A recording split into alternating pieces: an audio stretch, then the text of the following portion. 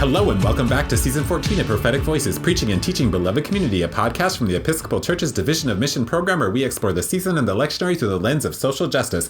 I'm your host, Reverend Shaniqua, Interim Indigenous Missioner, and I'm so glad you could join us. In this episode of Prophetic Voices, we'll be discussing the Advent 3 lectionary for Liturgical Year A.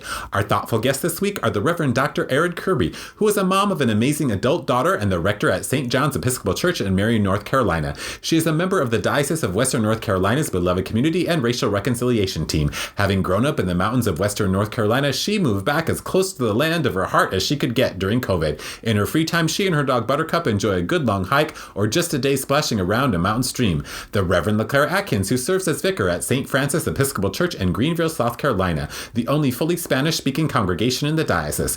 She has been actively serving the church since her early 20s. Of all of her roles in life, she is most fulfilled by being wife to Michael and mommy to Jackson, who will turn 5 this coming January. And last but not least, the Reverend Phil Hooper, who serves as rector of St. Anne Episcopal Church, Westchester in the Diocese of Southern Ohio. He is a contributor to several Episcopal publications and spends his free time exploring the landscapes and history of the Midwest with his fiancée, Matt. His sermons and writings can be found at byanotherroad.com. Welcome, friends. Thank you so much for being willing to be guests on the podcast, Prophetic Voices, and we're going to talk about Advent 3. I'm so excited. The theme for Advent 3 is joy. How do we talk about joy as something deeper than happiness, especially for those who are struggling or who are oppressed? I am so glad you raised that question, Shaniqua. I feel like that's one of my pet peeves when joy and happiness get conflated. I think for me, joy is about fullness of life. It's about the fullness of participation in the life of God and in the life of the human community, the whole created order.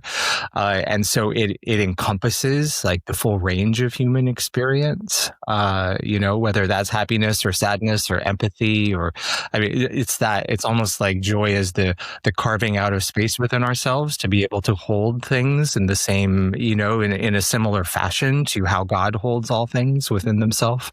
And Advent seems a wonderful time as we reflect on hope and preparation for the coming of Christ, that joy would be this sort of spaciousness that can hold the fullness of God and the fullness of human experience. Yeah, I completely agree with you, Phil. And I think that especially for communities on the margin and communities that are and have been historically oppressed, joy is something, at least in my experience, that they do well. Right.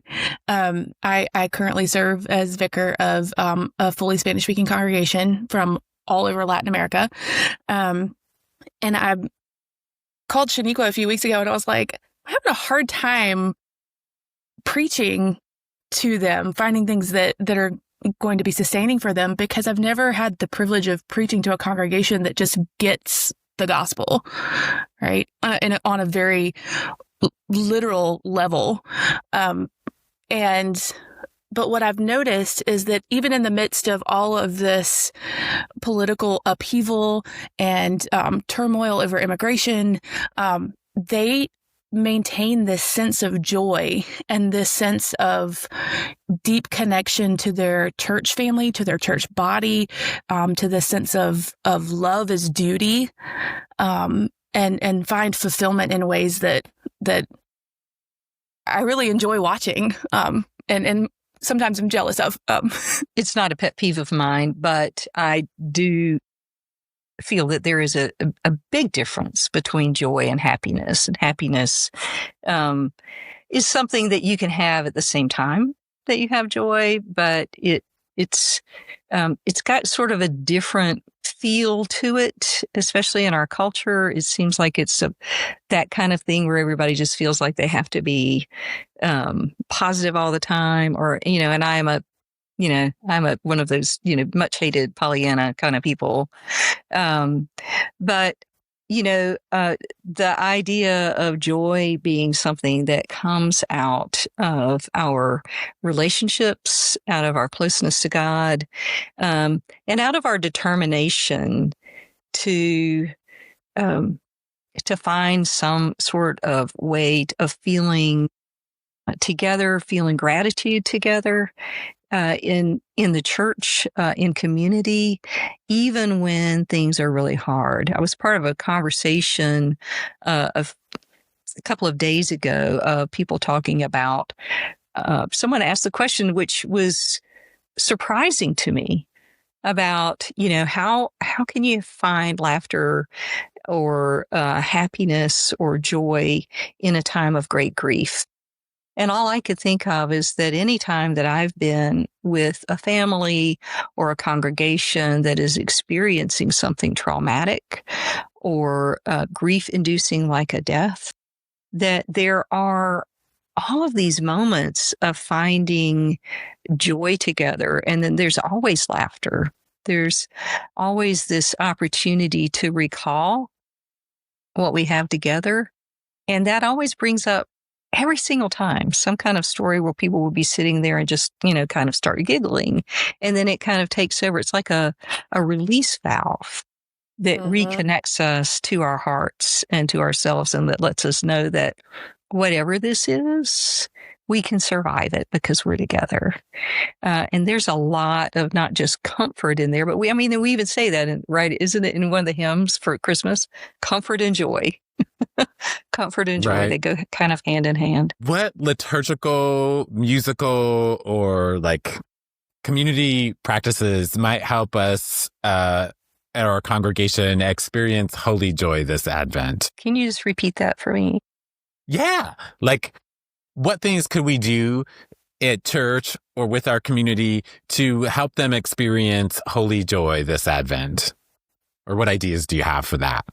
Well, I know in my particular context, the Hispanic congregations have a tradition of Las Posadas, which start on December 16th. And it's multiple mini services where we follow the Holy Family into Bethlehem and get to experience the literal knocking on the door and the rejection of space, and then the ultimate welcome at the end.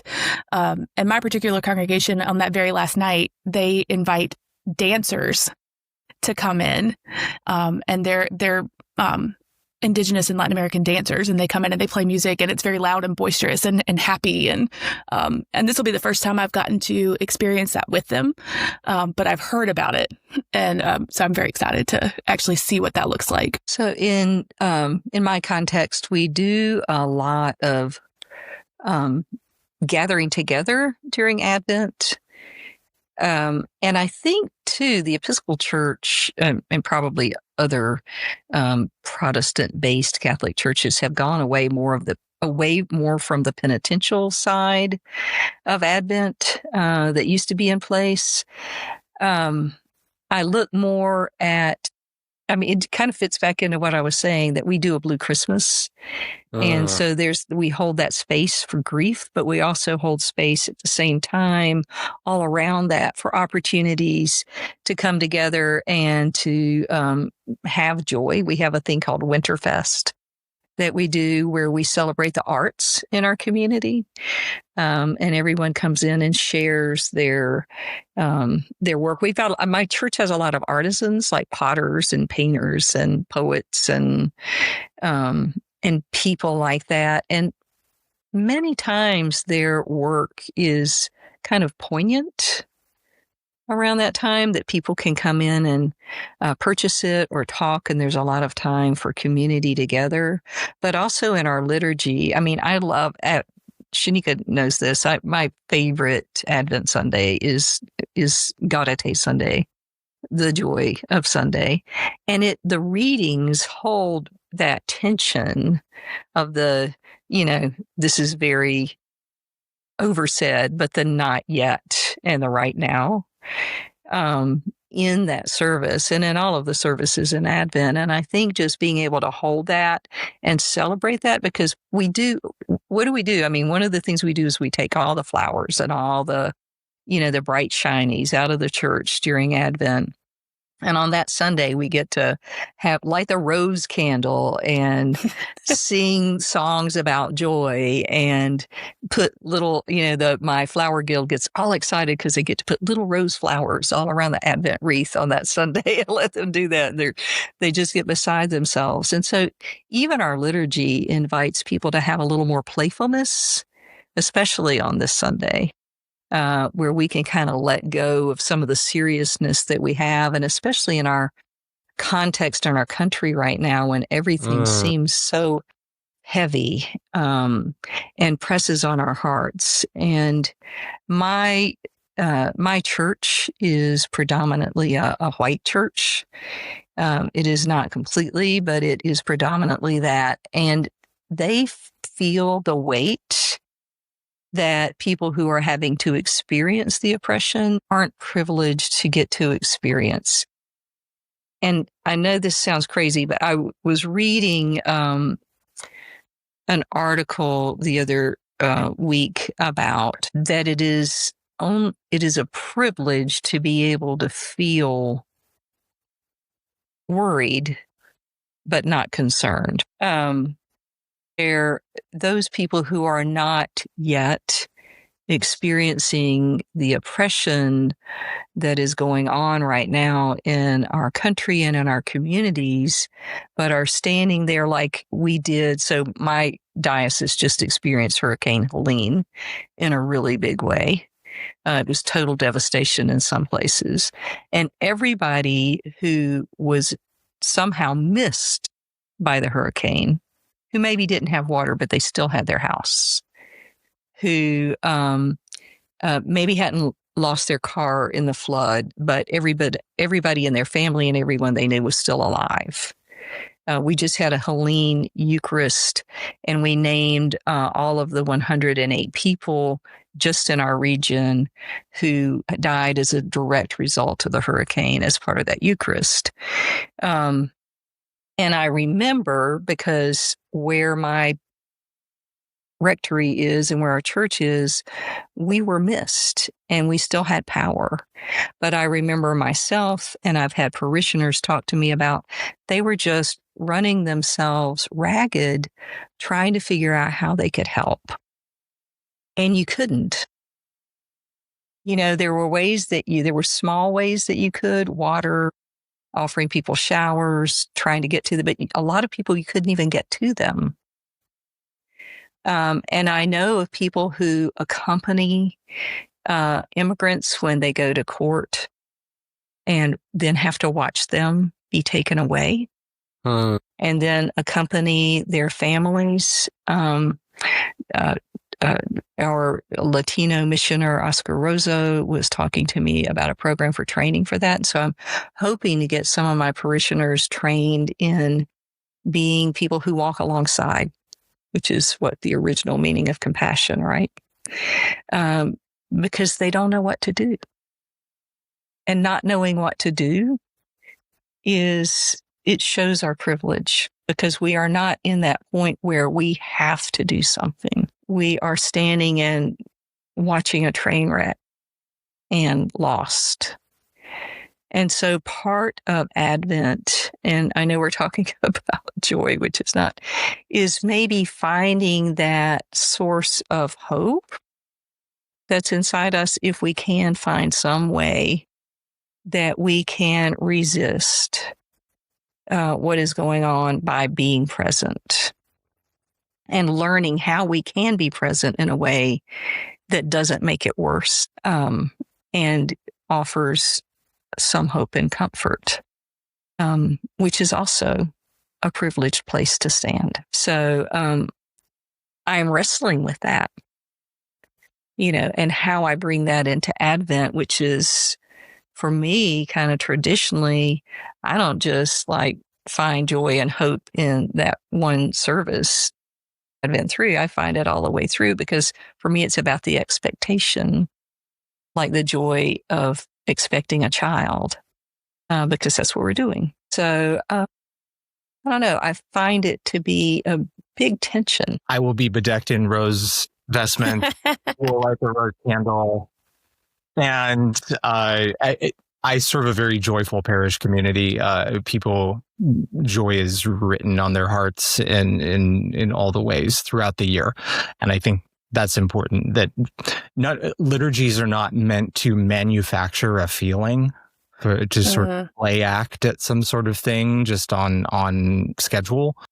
We speak of joy and we explore the nature of joy in Advent because it is something that we are invited to embody and pursue and witness to throughout our whole lives. So I would say for someone wanting to cultivate holy joy in Advent, don't try to manipulate smiles on a particular day. Just look for the examples of joy that you are already participating in throughout the year. Figure out ways to lift them up. You could do that in your preaching, of course. You could do that in story sharing or some other sort of space on that Sunday. But say, look how we have been a community of resilience. Look how we've been a community of strength and joy throughout the year, and how that is part of this whole Advent story. I feel like that would be a useful way to approach it.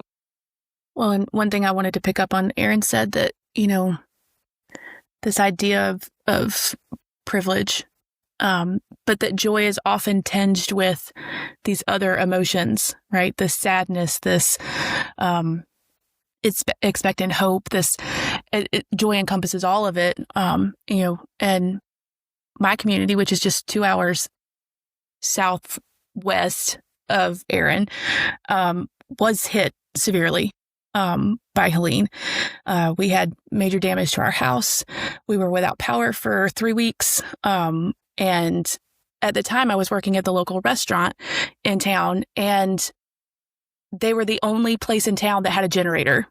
And so for 2 to 3 weeks, almost a month, we were the only place where people could come get food and could have access to Wi-Fi to check in with family, to make sure that they were okay. And to see how the community came together. And even, my local community had ties to Black Mountain and to Lake Lure and Chimney Rock. And I remember I lent my hiking boots to someone who was going to hike in because you couldn't access the towns any other way. And so she hiked in to take water and supplies to people. Just the ways that we all somehow managed to come together to be able to care for one another. And that is just a fraction of how people were able to get past that, and to think it's just now been a year since that happened. It feels like so much longer with all the recovery, but yeah. Joy is in many ways it is life's defiance in the face of the forces of death. Yes. And that shows up in the way we care for each other, the way we sustain each other through the disaster, and the ways that we refuse to be stamped upon by the systems, people, and events, even the ones, the ones we can't plan for, the disaster. What I kept hearing from people was, and these were people who experienced tremendous loss, but what I kept hearing was, it wasn't as bad as so-and-so, or it wasn't as bad as, so-and-so. And so to just be able to put that loss in perspective and find joy in what remained, it was just really beautiful to watch. Yeah, often the people that were the hardest hit were the ones that were front and center helping their neighbors. I knew someone, and he had, in the river district of Asheville, had a business that was just completely wiped off the face of the earth. But he said, I know my insurance is going to pay me back for that. And so he was going church to church and just saying, here's a pot of money. What do you need? How can I do that? And he was left with physically nothing, but what resources he had, he gave. And one day, a Franciscan showed up on our doorstep covered in mud from Asheville, because he had been serving the unhoused population in that city. And he just drove until he found an Episcopal church in a town that was still open. And what he wanted, of course, what we gave him was shower and food and all of that kind of stuff, and washed his clothes. But what he wanted communion to take back, because that's what they were all saying that they missed having. And so there they were, missing that piece. And so how do we remind people that this is, because a lot of my people are still in recovery. I still have people with holes in their roofs from my parish. But how do we remind people, whatever our context, that even when trauma or tragedy strikes us, that we can hold that and not try to push it back into the distance, because that's the work of Advent, right? Is we remember the time before the hope of Christ was in the world, before he came to tell us about the love of God, and retain that as we move forward, so that increases our joy. So that allows us to say, okay, we have survived this. We have, or we are surviving this. Whatever it is, we are still together, and using Advent and our services there, and as Phil said, the services throughout the year, to keep reminding ourselves that, hey, we made it. We did this, and we did it together, and to remember those stories of compassion and hope, and how we were together no matter what the divisions are that are now trying to separate us again. No matter what those things are, we'll remember when, we were neighbors, and to tell those stories of people reaching out together and not thinking about what political divide you stood on, or what, whether you were Episcopalian or Baptist or Methodist. That it wasn't a competition then, it was people. I think too, like the idea of just creating community or sharing community. One of the things I think that we do at Advent is we do on Wednesday, we do the whole evening prayer, and then we do like a soup supper afterward. And I think just that like prayer, and then that shared idea of eating together or talking with people, I think that is a way to bring joy. I'm going to shift us over to the gospel. This is one where it's interesting because it talks about joy, but then it's also talking about like doubts, I guess, or the theme is joy, but this one's talking about doubts. And John had questions or doubts about Jesus being the Messiah. What questions or doubts have you had, or do you have, and how do you get answers when you have those doubts? So I'll be interested to hear what Phil has to say about this, because this was the daily office reading last week when we're prepping for our first communion. And so we did an instructed Eucharist, and that night this gospel was the gospel reading, and I had them do a discussion sermon. What do you think? And they brought up the doubt piece too. And I this is the first time I really kind of got this impression, but I don't think John is doubting who Jesus is. I think John is inviting Jesus to say, is it now? Like, are you ready? We're going to step into public ministry now. We're going to do it. And Jesus's response to him is, tell him what you've seen, right? I'm already doing it. So yes, now is the time. Because when we look back to the Magnificat, which is Mary's response to Elizabeth, John leapt in his mother's womb at just the idea of the presence of the Messiah in his mother's belly. So John has known since the beginning who Jesus is. He's just been waiting for Jesus to accept that vocation and to step into that full identity of himself. Yes. I don't know. I too, LaClaire, I don't necessarily experience John as doubting in this moment. I experience the fullness of the anticipation of creation, awaiting the arrival of the Messiah, awaiting the arrival of the promise of God, voiced on John's lips which makes perfect sense because that's who John is in the story. He is the one who prepares the way. He is the one who, as a prophet, gives voice to the deep longing of the people for the arrival of God. And so for him to say, "Are you the one who is to come, or are we to wait for another?" Isn't that the question that we have been asking? Isn't that the question that we are still, in some sense, asking us on behalf of all creation? And so I see that as great anticipation, maybe tinged with some anxiousness or fear because the longing is so deep, and then that beautiful sort of fruition of hope found in Jesus's response. Look and see. Yes, this is the arrival long promised, finally being revealed in your midst. I find, we talk about joy. This is joy. The collision of longing and fulfillment. My goodness, there's nothing more joyful. Hold on, I gotta write that down.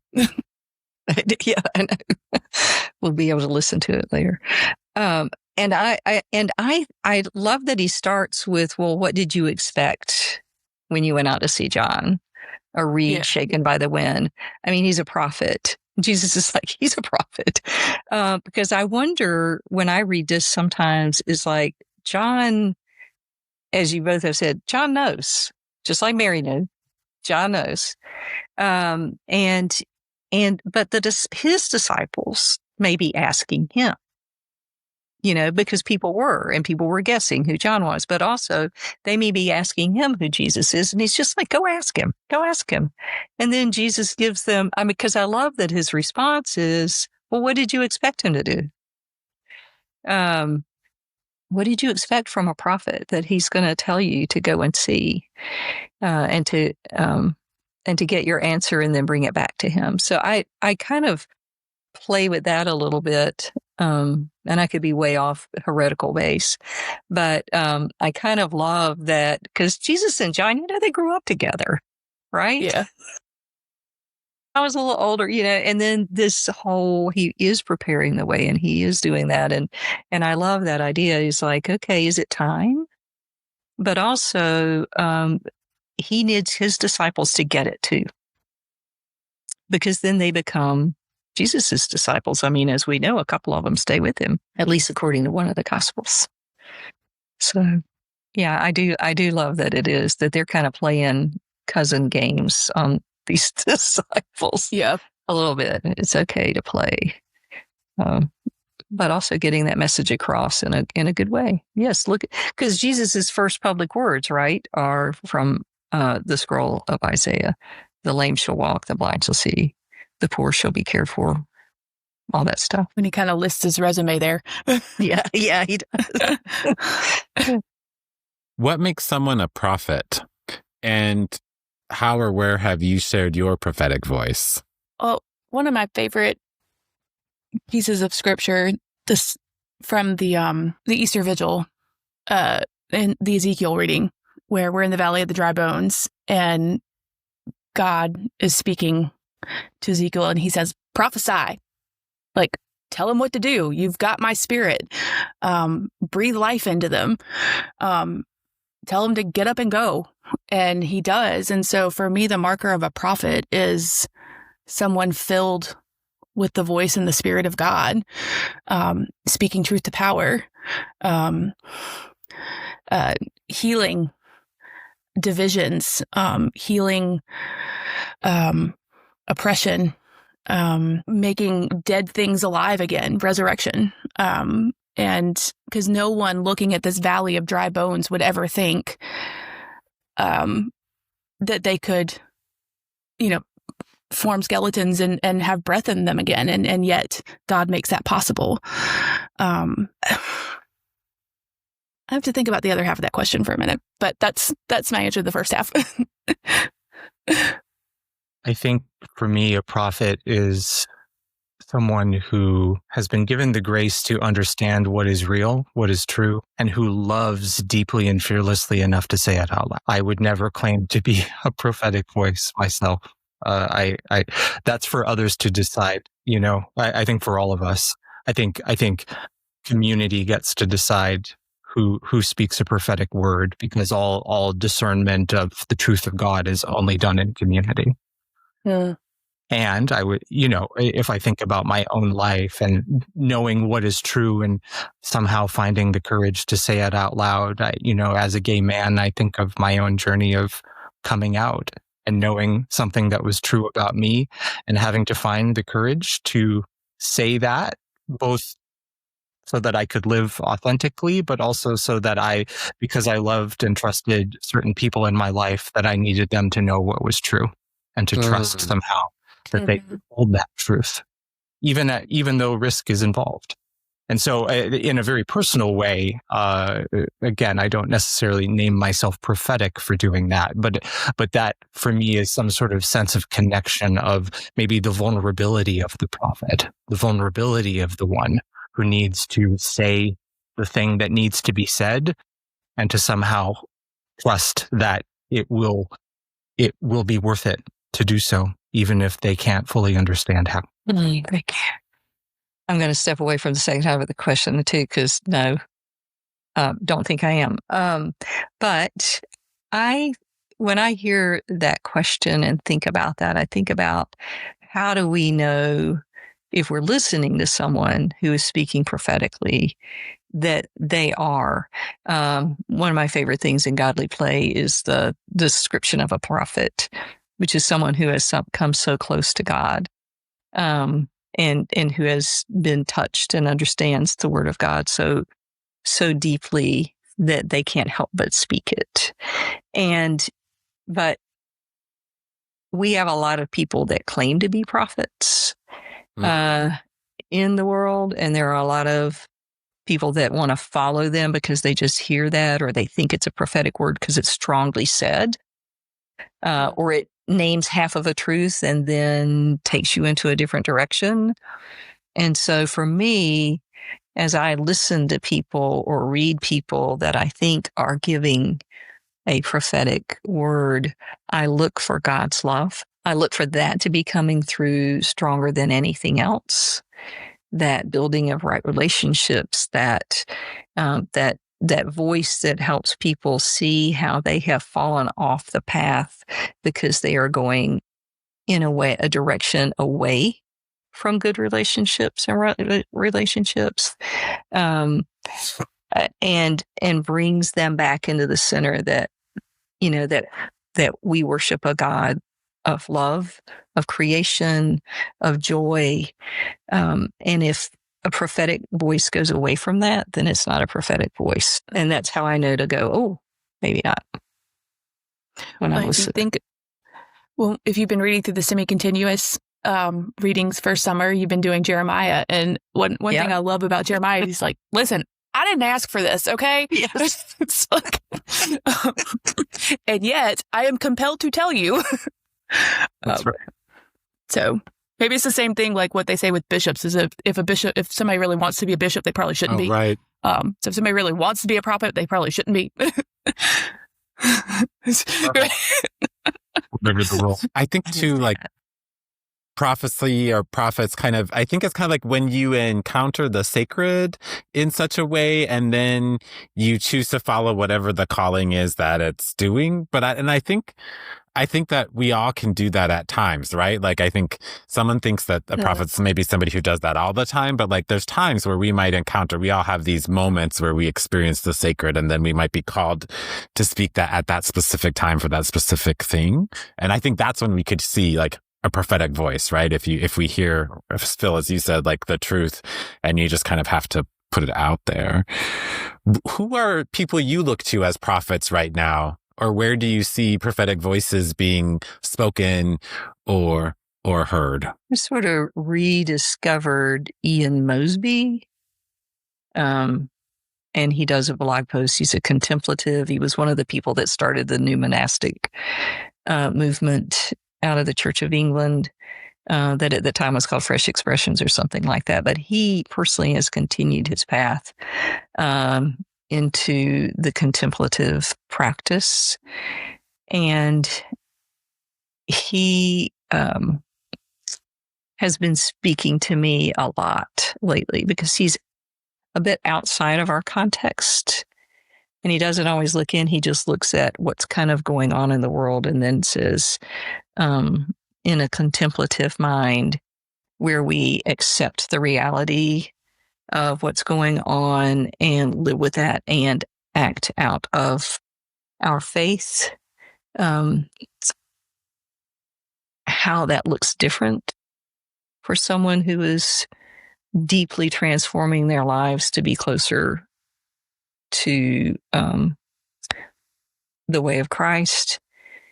And so that's been helping me more personally. I don't know that it's not everybody's thing, but for me, that his voice has been helpful. And then there's some public speakers that kind of have been. The Jesuits are doing some powerful stuff right now. I think historically he's good for really any time of year, but Bonhoeffer is a prophetic voice for me. Seems a bit more poignant currently. This is going to sound like a cop-out, but Phil has always been a prophetic voice for me. I have saved every single one of his sermons that he has ever posted. I follow his blog. And you know, this is not an attempt to feed ego or anything, but that's just a reality for me that he has a way of communicating the holy to me in ways that others don't. But I think our current political and cultural discourse, the other side of that has a lot of voices. And the side that speaks for love and equality and justice and mercy doesn't have a lot of voices. And so I'm really struggling with who to look to, because a lot of the people that show up on my TikTok or Facebook feed or whatever, they're just as angry as I am. And that's their way of processing, but it's not helpful in the sense of moving towards something. It's a great way to air out your frustration, but it doesn't ultimately do anything to heal the divide. So that's something I'm really kind of struggling with, is finding someone that I can look to for that. Resonates for me, LaClaire. First, thank you. You're exceedingly gracious in your assessment of my offerings, but thank you. That means a lot to me. And that sort of listening and looking for a voice who can speak to the moment in some sort of collective galvanizing way, and not necessarily knowing where to turn for that feels real. That feels so real, at least for some of us in sort of the context of the United States in 2025, maybe in broader Christianity too. But it feels almost like a fallow season for me in terms of prophetic voices. Not that they're not there, but not in a big sort of obvious way, like some towering figure. I almost feel like I'm being invited to listen for that prophetic voice in the still small ways through, intimate relationships and encounters with people just in day-to-day life, or in listening to the world around me and listening to the ways that God speaks through unexpected encounters, and not so much sort of a figure to admire on a stage, but sort of how do I reconnect with the prophetic energy that continues to be alive in the world around me, that reminds me to not lose hope, to maintain joy, and to not capitulate to the forces of death and mistruth and ego and all the things that seem to overwhelm us in this moment. I find that prophetic inspiration, I think, in the small places more so than in any one figure. I was thinking about like one of the sometimes the prophetic voice is speaking truth to power, but I think also sometimes it's about comforting the afflicted. And you wrote a poem, I think it was, Phil, and it was like, to those who paint over rainbows, or it was something like that. And it was in response to them painting over that crosswalk. And I remember like at that moment, I was like, oh, I really needed to read this. And I was thinking too about like one of the voices that I kind of think of or really like to read is Cole Arthur Riley. And then she wrote that book, Black Liturgies. Mm-hmm. I know that she has I think a Facebook or Insta or something. But anyway, you can get those too. And I like her. Let me shift us over to the Magnificat. What does it mean for your soul to magnify the Lord? Is that about being created in the image of about being created in the image of God? Or does it mean you just kind of speak more loudly? Because there's a lot of loud voices right now. Where or how do you see God being magnified in the lives of others? Some loaded questions. Every time I read the Magnificat, this is a personal story. Right around this time, 5 years ago, I was very, very pregnant.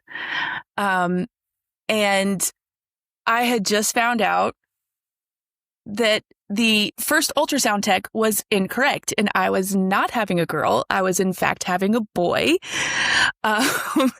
And you all know me. You know that I have this anxious side of myself and I'm a planner. That's how that manifests itself. And so I had all of the outfits. I had all of the outfits monogrammed. Right. I had the nursery done. And so I walk away from this ultrasound appointment of, holy, like, I'm having a boy. And I burst into tears and my mom's like, oh, you're upset. And I'm like, no, I'm in shock. So we're able to buy a lot of boy outfits. I was like, you know what? It's not going to hurt him if he has a pink blanket. I'm not that kind of person, but he deserves to have some blues in his life. And so we, kind of rethought through that whole but it just completely turned my world upside down. And I imagine for Mary that this whole process of being chosen to carry the incarnation of God into the world just completely threw her world upside down. And what she found in that moment was not my anxiety.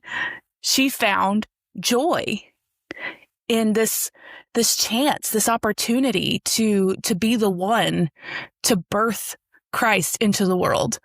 If I could go back and do it again, I would try to be more like Mary, but my anxiety in the moment just kind of took over. But that's just kind of what I'm always reminded. It's just it's a whole thing to be pregnant in Advent. Yeah. The thing I love about this, and especially as you were talking, because it did toss her life upside, that she says that in response to Elizabeth seeing her and recognizing who she is. And it makes me think about when people have been ostracized or turned down or misread or made to feel little and belittled, and then someone sees you as beautiful and as God's beloved gift, and how that feels to have that recognition that not only is everything going to be okay, but that it is beautiful and you just feel like you want to imagine if you've, I don't know, but maybe we've all had the experience of, that first time you fall in love and you realize that other person feels that same way. And it's just like, and you can't hold it in, you've got to tell everybody, and you just feel wonderful because that deep feeling, that overwhelming, beautiful feeling is reciprocated in some way. And I think about Mary having the joy that she probably felt, but that maybe in the family wasn't necessarily shared the same way. But then she gets to her cousin's house and receives joy back, and they can share that. And it just had to be such a beautiful, amazing moment. And I always think about their time that they got to have together just to delight with one another and maybe play in their nurseries. I don't know if they did that back then, but so I don't know. It just feels like it's like she was seen, and her baby was seen. She didn't have to explain anything. It was just maybe good. That was the first time she felt like it was going to be okay. Because she was just asked to deal with a lot, and Joseph was kind of wishy-washy and didn't know if he wanted to commit at this point, and she had to leave her family because it wasn't safe for her to be there in her current state. And so it's going to be okay. God is with you. It literally, but it's going to be okay. I think to me, the Magnificat contains all the layers of nuance of joy that we discussed earlier in our conversation. And so for me, its colors and tone can shift, maybe depending on when or how I'm reading it or hearing it. So I can imagine Mary singing the Magnificat, proclaiming it as a victory song. I can imagine her saying it through tears as a reminder to herself that it's all going to be okay, even if I'm terrified, and I loved what you said, Erin, about being seen, being understood, and feeling a particular love that is for you, and how healing that can be, perhaps how powerful. Because that line, my soul proclaims the greatness of the Lord. Depending on how you emphasize that or how you experience that line, for some people that could be, yes, I feel strong, I feel good. My soul proclaims the greatness of the Lord, and I know that I feel that in my bones. For other people, that could be a revelation or even a question mark. My soul proclaims the greatness of the Lord. How can that be when I have lived my whole life feeling invisible, feeling less than, feeling unworthy of love, unworthy of God's favor? Mm-hmm. Exactly. Somehow in this moment, in this upside down, world-changing moment, my soul, my little life can proclaim the greatness of the Lord. What wonder, what terror, what beauty is possible in that realization, and what healing too for those, especially those in our communities, ourselves, whoever have ever felt that we are not worthy of being a bearer of that beauty. Powerful stuff. Yeah. What good things are people hungering for today, spiritually or materially or all the things? We were just talking about hungering for more voices, the prophetic voices that we're longing to hear, right? Just always community, and it goes back to that, what we just talked about, a community that values you and sees you and celebrates you for all of who you are, and where you can go and just go because you're there, On Sunday, during the announcements, I told my congregation that the office would be closed yesterday in celebration of Indigenous Peoples Day. And I encouraged them, I said, as Latin American people, most, if not all of you, have Indigenous blood. And it's just as important for you as it is for me to see that side of yourself, to love that side of yourself, to honor that side of yourself, and to honor the ancestors that came before you, that made the way possible for you to be here in this moment and in this space. How you choose to celebrate that is up to you. If you see my Facebook post, you can see how I chose to celebrate it. But I think people, at least my people, are longing to be seen for who they are and valued for who they are and what they bring to the table, not just as manual laborers or low-wage workers or people who can do things for our society without demanding much from us, and that want equality, and they want to see the United States at its best. I have never seen such patriotism as I have seen among immigrant populations. They are so proud and honored to be living here. And if only we all felt that way and wanted to do whatever we could to make this time in this place, in this space, the best that it could be for everyone. I think people are hungering for wise, humble leadership in all spheres of our common life. I think people are hungering for integrity. I think people are hungering for a sense of cohesion. So much of what I hear from folks in conversation is that just everything feels sort of disparate. Everything is fractured. People are inhabiting sort of different understandings of how the world is actually functioning, and that there's a sense of cohesion is elusive.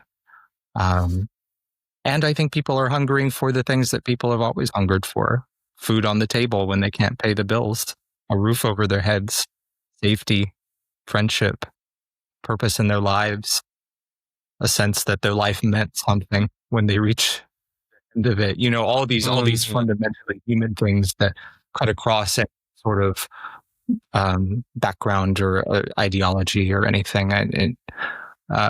All of that, I think, is part of what we give voice to at our best in the Christian story. That there is an answer to, again, that deep longing that we talked about earlier in all these spheres. And there's a possibility of reconciliation and healing. And we have a part to play in bringing it about with God's help. What kind of world is Mary singing into being? And how might we join in making her song a reality? That kind of world, I guess, is what I would say. Yeah. I think you just got that answer. A world in which the poetic longing of the prophets is made manifest. A world in which the people that we claim to be, we actually are able to be, because we aren't burdened by loss and death and sin and fear and all these things that get in our way. I think Mary, like the prophets before her, I think she's speaking with her prophetic voice here, and she's saying, this world is being born anew in me and through me. I was just going to say that, like most of Scripture, Mary's song is very clear and very prescriptive about what that new world is going to look like. And as followers of Christ, we claim to believe that this is true. And my question is, do we act in a way that shows that we believe that this is true? Because I think I know that's where I fall short. So that's actually a really good lead in to shift over to Isaiah. I was thinking about this idea that Isaiah talks about, this highway shall be there and it shall be called the Holy Way. That's what I love. Sometimes I wish we had this highway, because I feel like sometimes I know I've gone astray, and I wish like there was just like this path, and it's just like, this is what you're going to do. You just walk down it and you'll be okay. And, you know, sometimes I feel like I'm wandering in the wilderness and I'm off of it. And sometimes I think our church maybe has gone astray, right? But the thing that kind of scares me is this idea where it says, and the unclean shall not travel on it. And for me, that brings up a lot of stuff about like certain people we've excluded in throughout history and what it means. How do you might reconcile with it, or how do you make sense of that statement right after there's this path, this easy path to all the things? You, Shaniqua, I often wish for a clearer path through life. Right. Sometimes that line from the beginning of Dante's Inferno, you know, where the narrator finds himself in a dark wood for they have lost the path and don't know their way. That tracks. I just turned 42 a few weeks ago, and I don't know, at this sort of midpoint of my journey, in some ways, I have more questions than answers sometimes, and that longing for the broad, straight, holy way, that's a deep desire that sometimes feels hard to make true, but nonetheless, I mean, for me, that holy way is the way of love. Love will at least lead me closer to that path. And in terms of the uncleanness, I definitely understand that language being complex, especially how it can be weaponized against people and made as sort of this exclusive thing. Only certain people can travel. And yet, if I understand the holy way is the way of love, as we speak of in the Episcopal Church, well, that way is open to everyone. And so I think for me that the idea of the unclean not traveling on it is less about excluding any person or group of people or unworthy sort of them over there, and more about maybe maybe in the fullness of time, maybe in the fullness of myself, when God invites me to be liberated from all my own fears and shortcomings and brokenness and sin, maybe when I can be a traveler on the holy way of love, maybe then all that which was unclean within me, all the brokenness within me will be cast off, and I will be free to walk that road along with everyone else. For me, it could be a vision of maybe a release of all that burdens us, but one that draws us all in to walk that same road ultimately together. I think that's how I would kind of wrestle with that language. So I think for me, the important part is the verse that comes right after it. So it says, "It shall belong to those who walk on the way, even if they are fools, they shall not go astray." And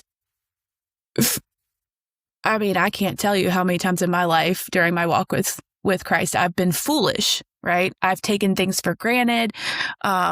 I've made mistakes. I've started to stray. And somebody has with a crow hook yanked me back. And this, I think about David, right? He's supposed to be our visage in the Old Testament of what it means to be fully human, in the sense before Christ, fully human in the sense of, yeah, you can make some bad choices and you can do some damage and you can hurt people. And when your heart seeks after God, and that is the foundation upon which your entire life is founded, you may be foolish and you may try to wander and you may try to stray, but the path is always there. I'm thankful for reconciliation and repentance and all of those things. Cause I'm not perfect and I don't want to be perfect. I think that God humbles us exactly for those moments of teaching, right? So that our life can be a testimony to others. And sometimes that testimony is in, you see when she did that over there? Don't do that. I love that. And I went down even a little further so that, and with what Phil said, it makes me think of the purifier's fire. And I always look at that as like that may sting a little bit, but that is that process of moving us toward redemption. And so that we become redeemed, because it says down below there, it says, "And the redeemed shall walk on it." And so that is where we have worked on ourselves or had other people work on us.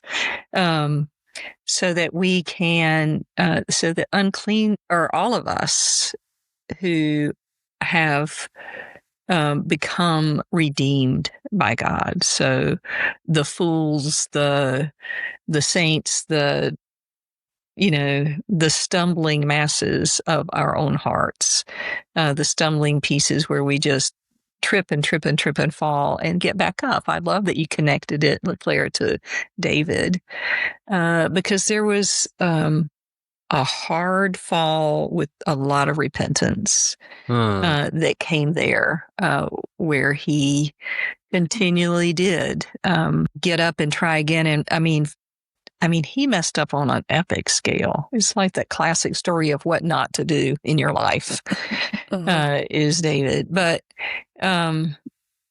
kept coming back. And finally, he was so young when he started out. Of course he was foolish.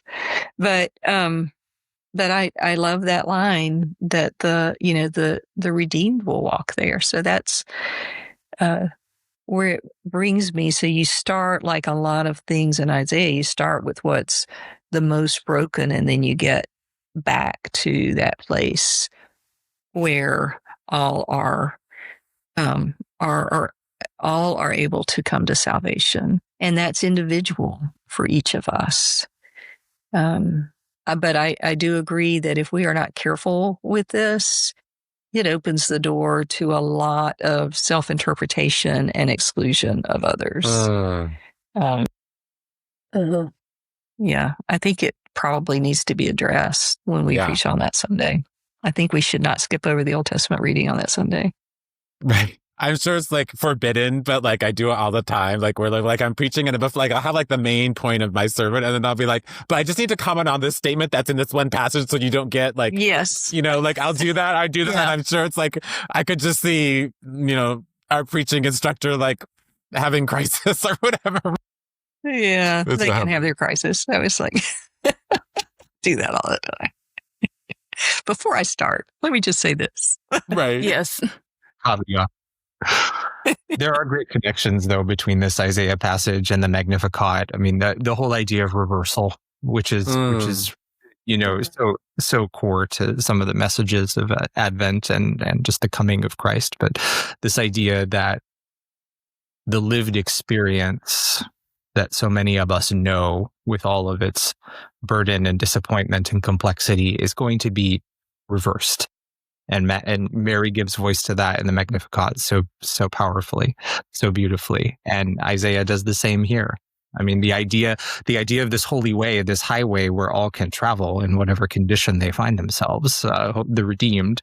The reason that's so powerful is because it's so different from what we actually know. It's different from how we actually experience that messy, winding road through life most of the time. And so it sort of awakens a sense of awe at such a promise being made full. And it makes me think that redemption is up to God. Mm-hmm. And we may think that that there's something off with us, and God may see that as not so. That we are whole and beautiful and loved in who we are and already redeemed. So, I mean, if we're Christian, it's like that redemption has already happened. My soul, even my soul. Even my soul. For greatness. Yes. Well, and we have tons of examples of that throughout the Old Testament and the New Testament, right? God uses the most unlikely to bring about the kingdom, right? Just think of all the people that are in Jesus's line, right? You've got David, you've got Ruth and Naomi, you've got the prostitute, you've got, all of these people that we would maybe deem as like, not worthy. God says, you're more than worthy, and I want to use you to bring about my purpose. So the Episcopal Church doesn't get to decide if you're redeemed. God does. Amen. Yeah. What tips do you have for preaching Advent 3? I really like Phil, your idea, like do that my soul and just focus on like 3 different ways. Like if you like do my soul where it's a question, or my soul where it's like even my soul, or, and then and then if it is my soul and it does magnify the Lord, then what am I called to do? How do I live my life so that it does that then? Something along that line is the idea that you put in my head. Great. Yeah, I was going to say, this is maybe my love for Mary and the Magnificat, but I would say, don't miss an opportunity maybe to preach on that. It's such a wonderful thing, and make sure that if so, that your liturgy is going to feature it, since it's sort of optional within the order of service. Take the opportunity to lift up the Magnificat. It's and find its resonance with the other passages as well. But I think that's a great place to land and to explore the nature of joy and resilience and power and the unexpected ways that God uses us. Yeah, I think there's so much there. I won't get to use it this year because I'm in such a unique context, but I will always plug it for Advent 3. It's a choral piece called A New Magnificat, written by Carolyn Jennings, and it weaves together the alto line as the Song of Hannah, and the soprano line is the song of Mary, and it weaves the two together in a conversation. And then there's a choral piece underneath that supports the two. That's really beautiful. But I think for preaching in my particular context, I would, and for those who serve in marginalized communities, preach into the authentic expectation of the moment. Name the joy that is to come, and highlight how they are already doing the work that brings that about. Because I think so often those voices get pushed to the side, and they are very much so already doing the work. Yes, what all of you said. I couldn't think of anything different. I agree. Awesome. Thank you so much for being willing to be guests and sharing your stories and ideas and wisdom and voice. We all appreciate it, and thank you. If you want to learn more about Beloved Community, visit episcopalchurch.org/beloved-community. Thanks to our guests, Erin, LaClaire, and Phil. Thanks also to our production team, especially Michael, Chris, and Olivia. If you learned something about joy today, please rate, review, and of course, share our podcast. Until next time, let your light shine.